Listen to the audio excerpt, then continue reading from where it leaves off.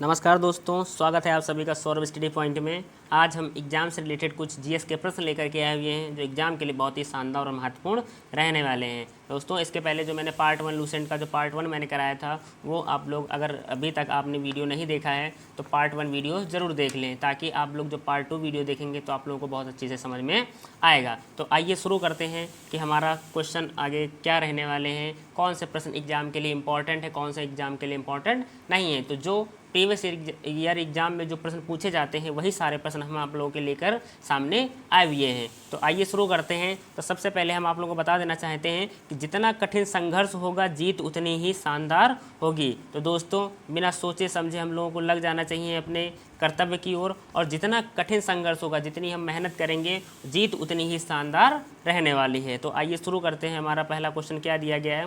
पहला क्वेश्चन दिया गया है कि सिंधु सभ्यता की खोज किसने की थी। हमको बताना है कि जो सिंधु सभ्यता है दोस्तों, इसकी खोज किसने की थी। तो आइए शुरू करते हैं कि इसका सही जवाब क्या रहने वाला है, बताते हैं।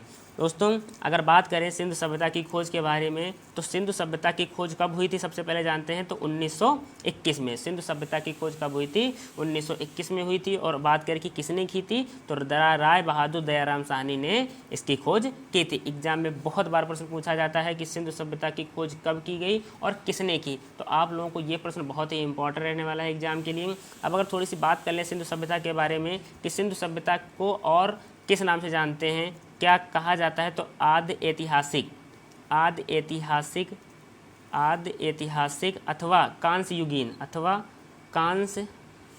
कांस्य युगीन सभ्यता के नाम से भी इसको जानते हैं। जो एग्जाम में बहुत ही बार पूछा जाता है कि सिंधु सभ्यता को और किस नाम से जाना जाता है, तो इसको किस युग में रखा जा सकता है। तो इसको कांस्य युगीन सभ्यता भी कहा जा सकता है और इसको आदि ऐतिहासिक सभ्यता भी कहते हैं। तो अगर हम बात करें सिंधु सभ्यता के बारे में, थोड़ी सी और बात कर लेते हैं कि सिंधु सभ्यता कौन सी सभ्यता थी। तो ये नगरीय सभ्यता थी। कैसी सभ्यता थी? नगरीय सभ्यता थी। नगरीय सभ्यता थी। कैसी सभ्यता थी? सिंधु सभ्यता नगरीय सभ्यता थी। आइए बढ़ते हैं अगले प्रश्न की ओर। अगला प्रश्न हमारा क्या दिया गया है, ये देखते हैं। अगला प्रश्न दिया गया है कि सिंधु घाटी सभ्यता का सबसे बड़ा स्थल कौन है। हमको बताना है कि जो सिंधु घाटी सभ्यता है, इसका सबसे बड़ा जो स्थल है वो कौन रहने वाला है। तो इसका जो सबसे बड़ा स्थल है वो हो जाएगा हमारा मोहनजोदड़ो, जो है हमारा आंसर सही हो जाएगा। तो ए ऑप्शन जो हमारा है वो एकदम सही रहने वाला है। एग्जाम में दोस्तों जो हम आप लोगों के लिए लूसेंट का जो पार्ट 2 लेकर के आए हुए हैं, मैं वही प्रश्न आप लोगों के लेकर के सामने आया हूँ जो एग्जाम में बहुत बार पूछे जाते हैं और प्रीवियस ईयर एग्जाम में पूछे भी जा चुके हैं। आइए जानते हैं मोहनजोदड़ो के बारे में थोड़ी सी जानकारी ले लेते हैं कि अगर बात करें कि मोहनजोदड़ो से प्राप्त स्नानागार जो था वो सैंधव सभ्यता की सबसे बड़ी इमारत थी। सबसे बड़ी इमारत थी। अगर बात करें कि जो स्नानागार मिला था मोहनजोदड़ो से, जो स्नानागार जो मिला था, इसके बारे में अगर जानकारी लेते हैं थोड़ी दोस्तों, तो ये 11.88 मीटर लंबा था। अगर बात करें चौड़ाई की तो 7.01 इसकी ये चौड़ाई थी। बात करें 2.43 मीटर की, तो ये इतना गहरा था। जो स्नानागार था वो 11.88 मीटर लंबा था, 7.01 मीटर चौड़ा था और 2.43 मीटर गहरा था। दोस्तों, एग्जाम में पूछा भी जाता है कि स्नानागार की लंबाई कितनी थी, चौड़ाई कितनी थी और ऊंचाई कितनी थी। तो आप लोगों को ये प्रश्न बहुत अच्छे से याद रखना है। अगर बात करें मोहनजोदड़ो के बारे में थोड़ी सी और जानकारी ले लेते हैं कि मोहनजोदड़ो में नर्तकी की एक कांस्य मूर्ति मिली थी। किसकी? नर्तकी की एक कांस्य मूर्ति भी मिली थी। तो दोस्तों, एग्जाम के लिए ये प्रश्न बहुत ही महत्वपूर्ण रहने वाले हैं। आइए शुरू करते हैं। अब अगले प्रश्न की ओर चलते हैं। अगला प्रश्न हमारा क्या दिया गया, देखते हैं कि सिंधु सभ्यता के बंदरगाह हैं। हमको बताना है कि जो सिंधु सभ्यता के बंदरगाह हैं वो कौन से थे। तो दोस्तों, अगर आप लोगों को जिन प्रश्नों के उत्तर आप लोगों को पता हो तो वो लोग आप हमें कमेंट बॉक्स में कमेंट करके ज़रूर बताइएगा। तो अगर हम देखते हैं कि जो अगला प्रश्न हमारा दिया गया है वो कौन सा है। तो दिया गया सिंधु सभ्यता के बंदरगाह हैं, तो हमको बताना है कि सिंधु सभ्यता के बंदरगाह कौन है। तो इसके लिए सही हमारा जो जवाब होगा वो क्या हो जाएगा, लोथल और सुतकोतदा जो है हमारा जवाब एकदम सही रहने वाला है दोस्तों। तो आइए शुरू करते हैं, अगले प्रश्न की ओर चलते हैं। अगला प्रश्न हमारा क्या दिया गया है ये देखते हैं। अगला प्रश्न दिया गया है कि सिंधु सभ्यता के लोगों ने नगरों तथा घरों के विन्यास के लिए कौन सी पद्धति अपनाई। हमको बताना है कि जो सिंधु सभ्यता के लोग थे उन नगरों तथा घरों के विन्यास के लिए कौन सी पद्धति अपनाते हैं। तो इसके लिए जो सही जवाब हो जाएगा हमारा क्या हो जाएगा, ग्रिड पद्धति जो जवाब होगा हमारा एकदम सही हो जाएगा। अगर बात करते हैं सिंधु सभ्यता के बारे में थोड़ी सी जानकारी और लेते हैं कि सिंधु सभ्यता की जो मुख्य फसल थी, मुख्य फसल के बारे में अगर बात करें तो कौन सी मुख्य फसल रहने वाली थी, गेहूं और जौ। गेहूं और जौ, गेहूं और जौ जो थी वो सिंधु सभ्यता की मेन फसल थी। अगर बात कर लेते हैं थोड़ी सी और कि चावल के प्रथम साक्ष्य कहाँ से मिले थे। अगर हम सिंधु सभ्यता में बात करें कि चावल के साक्ष्य कहाँ से मिले थे, तो चावल के साक्ष्य कहाँ से मिले थे, लोथल से। कहाँ से मिले थे, लोथल से मिले थे। आइए देखते हैं अगला प्रश्न हमारा क्या दिया गया। अगला प्रश्न दिया गया है कि चावल के प्रथम साक्ष्य कहाँ से मिले थे। दोस्तों जो हमने आप लोगों को अभी प्रश्न कराया है उसका प्रश्न भी यहाँ पे आ गया है कि चावल के प्रथम साक्ष्य कहाँ से मिले हैं। तो इसका जो सही जवाब हो जाएगा हमारा क्या हो जाएगा, लोथल जो जवाब है हमारा वो एकदम सही हो जाएगा। आइए बढ़ते हैं अगले प्रश्न की ओर। अगला प्रश्न हमारा क्या दिया गया है ये देखते हैं। हड़प्पा किस नदी के किनारे स्थित है। हमको बताना है कि जो हड़प्पा है वो किस नदी के किनारे स्थित है। तो इसका जो सही जवाब हो जाएगा हमारा क्या हो जाएगा, रावी नदी जो है हमारा जवाब एकदम सही हो जाएगा। अगर बात करें कि हड़प्पा कहाँ पर स्थित है, तो हड़प्पा के बारे में अगर बात करें तो हड़प्पा जो है पाकिस्तान के अंदर, पाकिस्तान के पंजाब प्रांत का साहिवाल ज़िला, पाकिस्तान के पंजाब प्रांत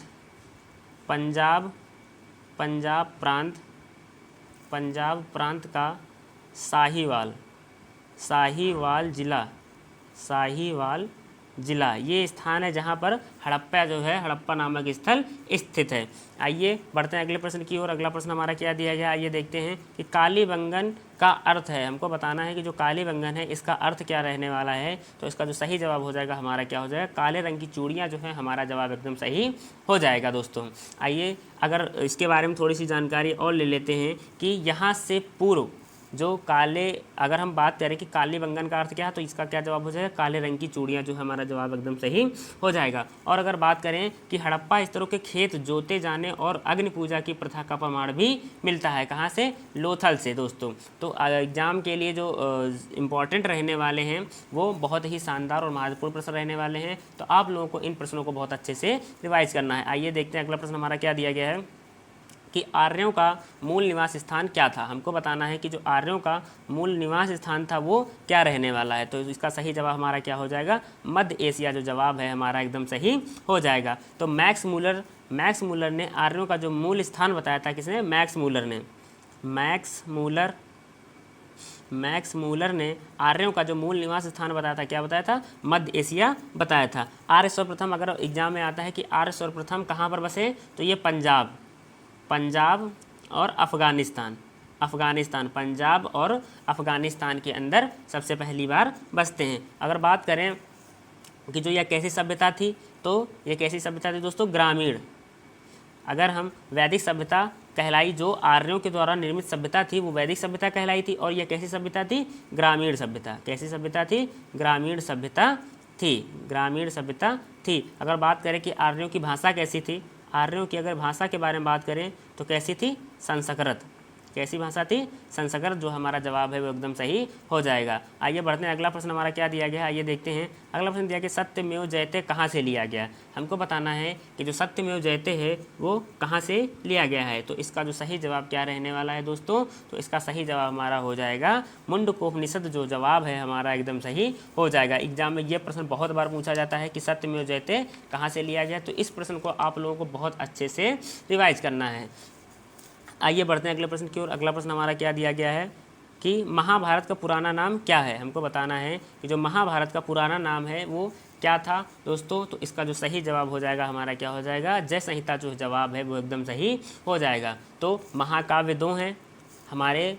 अगर बात करें कि महाकाव्य कितने हैं, तो महाकाव्य 2 हैं। एक तो हो गया हमारा महाभारत और दूसरा हमारा क्या हो जाएगा, दूसरा हो जाएगा रामायण। दूसरा क्या हो जाएगा, रामायण हमारा हो जाएगा। अगर बात करें कि विश्व का सबसे बड़ा महाकाव्य या जो है महाभारत है। अगर महाभारत की बात करें तो ये विश्व का सबसे बड़ा महाभारत। अगर सबसे बड़े महाभारत के बाद बात करें महाकाव्य कौन सा है, तो हमारा कौन सा हो जाएगा, महाभारत जो है सबसे बड़ा हो जाएगा दोस्तों। आइए बढ़ते हैं अगले प्रश्न की ओर। अगला प्रश्न हमारा क्या दिया गया है, ये देखते हैं। अगला प्रश्न दिया गया है कि जैन धर्म के संस्थापक एवं प्रथम तीर्थंकर कौन थे। तो हमको बताना है कि जो जैन धर्म के संस्थापक एवं प्रथम तीर्थंकर थे वो कौन रहने वाले हैं। तो इसका जो सही जवाब हो जाएगा हमारा क्या हो जाएगा, ऋषभदेव जो जवाब है हमारा एकदम सही हो जाएगा दोस्तों। तो एग्जाम के लिए ये प्रश्न बहुत ही इंपॉर्टेंट है, पूछा भी जाता है हर एग्जाम में। एसएससी के जितने भी एग्जाम दोस्तों अगर ले लें तो सभी में ये प्रश्न बहुत बार रिपीट होते हैं। तो अगर एग्जाम में पूछा जाता है कि जैन धर्म के संस्थापक एवं प्रथम तीर्थंकर कौन थे, तो इसका जो सही जवाब हो जाएगा हमारा क्या हो जाएगा, ऋषभदेव हमारा जवाब एकदम सही हो जाएगा। आइए देखते हैं अगला प्रश्न हमारा क्या दिया गया है।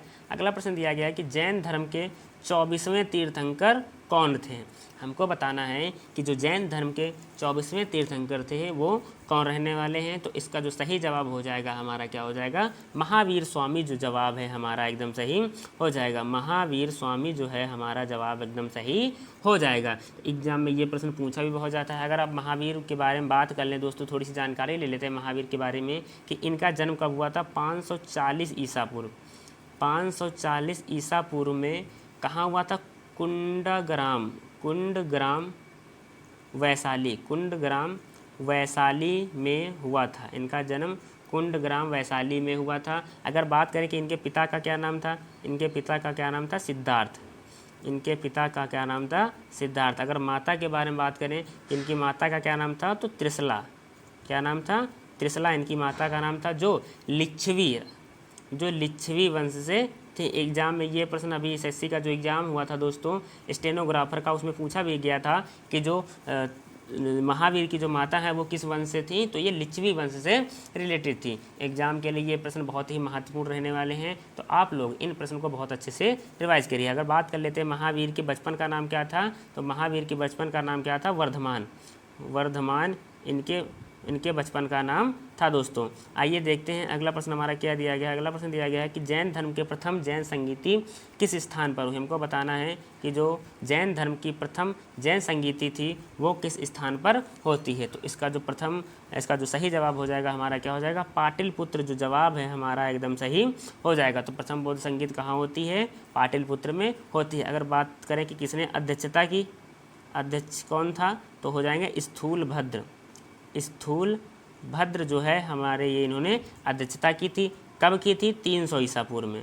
300 ईसा पूर्व में अध्यक्षता की थी। तो प्रथम जैन संगीति कब हुई, 300 ईसा पूर्व में। अध्यक्ष कौन रहा, स्थूल भद्र। कहाँ पर होती है, पाटलिपुत्र के अंदर होती है। अगर बात करें कि अगर सेकंड के बारे में बात करें, सेकंड बौद्ध संगीति कहाँ पे होती है, तो ये वल्लभी के अंदर होती है, जो गुजरात के अंदर स्थित है, और इसके अध्यक्ष के बारे में अगर बात करें कि इसकी अध्यक्षता किसने की, तो इसकी अध्यक्षता किसने की, क्षमा श्रवण ने इसकी अध्यक्षता की। एग्जाम के लिए बहुत ही महत्वपूर्ण ये प्रश्न है, आप लोगों को इन प्रश्न को बहुत अच्छे से रिवाइज करना है। आइए देखते हैं अगला प्रश्न हमारा क्या दिया गया है। अगला प्रश्न दिया गया है कि बौद्ध धर्म के संस्थापक कौन थे। हमको बताना है कि जो बौद्ध धर्म के संस्थापक हैं वो कौन थे। तो इसका जो सही जवाब हो जाएगा हमारा क्या हो जाएगा, तो गौतम बुद्ध जो जवाब है हमारा एकदम सही हो जाएगा। अगर बात करें गौतम बुद्ध के बारे में, इन्हें लाइट ऑफ एशिया भी कहा जाता है। इन्हें एशिया का ज्योतिपुंज या लाइट ऑफ एशिया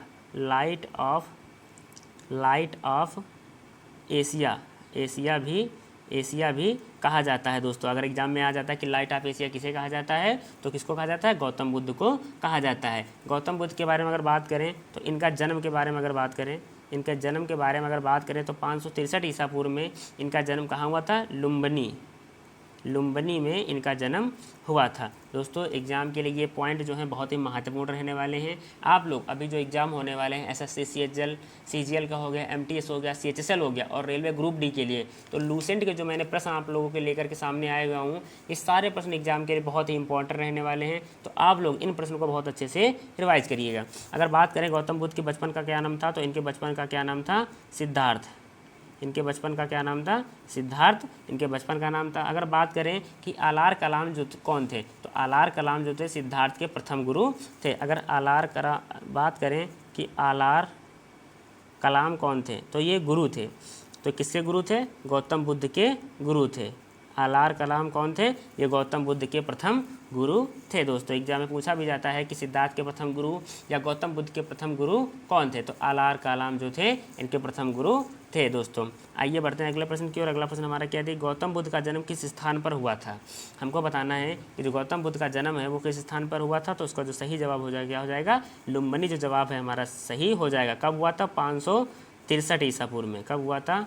563 ईसा पूर्व में इनका जन्म हुआ था दोस्तों। एग्जाम के लिए ये प्रश्न बहुत ही इंपॉर्टेंट रहने वाले हैं, तो आप लोगों को इन प्रश्नों को बहुत अच्छे से तैयार करना है। अगर बात करें कि इनको जो ज्ञान की प्राप्ति हुई थी वो कहाँ पर हुई थी दोस्तों? गौतम बुद्ध को अगर ज्ञान की प्राप्ति के बारे में बात करें कहाँ पे हुई थी, तो इनकी ज्ञान की प्राप्ति कहाँ पे हुई थी? बोध गया में।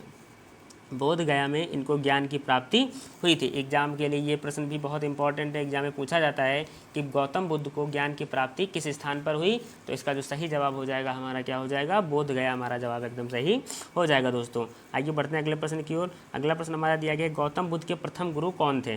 तो हमको बताना है कि जो गौतम बुद्ध के प्रथम गुरु थे वो कौन थे। तो इसका जो सही जवाब हो जाएगा क्या हो जाएगा? हमारा आलार कलाम जो जवाब है हमारा एकदम सही हो जाएगा दोस्तों। आइए बढ़ते हैं अगले प्रश्न की ओर। अगला प्रश्न दिया गया है बुद्ध को किस स्थान पर ज्ञान की प्राप्ति हुई थी? अभी हमने आप लोगों को जो प्रश्न कराया इसके पहले जो मैंने ऑप्शन के पीएम किया है, पोस्टमार्टम किया है, उसमें हमने आप लोगों को बताया है कि बुद्ध को किस स्थान पर ज्ञान की प्राप्ति हुई थी। तो इसका जो सही जवाब हो जाएगा हमारा क्या हो जाएगा? तो बोध गया हमारा जवाब एकदम सही हो जाएगा दोस्तों। आइए बढ़ते हैं अगले प्रश्न की ओर। अगला प्रश्न हमारा क्या दिया गया है? अगला प्रश्न दिया गया है कि बुद्ध ने अपना प्रथम उपदेश कहाँ दिया था? तो हमको बताना है कि जो बुद्ध ने अपना प्रथम उपदेश किस स्थान पर दिया था। तो इसका जो सही जवाब क्या रहने वाला है दोस्तों? तो आइए जानते हैं। तो इसका जो सही जवाब हो जाएगा हमारा क्या हो जाएगा? सारनाथ जो जवाब है हमारा एकदम सही हो जाएगा। तो प्रथम अपना उपदेश कहाँ इन्होंने दिया था? अगर प्रथम उपदेश के बारे में बात करें तो सारनाथ के अंदर दिया था। आइए बढ़ते हैं अगले प्रश्न की ओर। अगला प्रश्न दिया गया बुद्ध ने अपना प्रथम उपदेश किस भाषा में दिया? बात करें अभी हमने आप लोगों को जो प्रश्न कराया पूछा गया था कि बुद्ध ने अपना प्रथम किस जगह पे दिया प्रथम उपदेश? तो सारनाथ के अंदर दिया। अब पूछा गया कि किस भाषा में दिया। तो इसका जो सही जवाब हो जाएगा हमारा क्या हो जाएगा? पाली भाषा जो है हमारा जवाब एकदम सही हो जाएगा दोस्तों। एग्जाम के लिए जो प्रश्न है बहुत ही इंपॉर्टेंट रहने वाले हैं। आप लोगों को इन प्रश्न को बहुत अच्छे से रिवाइज करना है। आइए बढ़ते हैं अगले प्रश्न की ओर। अगला प्रश्न हमें दिया गया है कि बौद्ध धर्म के बारे में हमें विशेष ज्ञान कहाँ से मिलता है?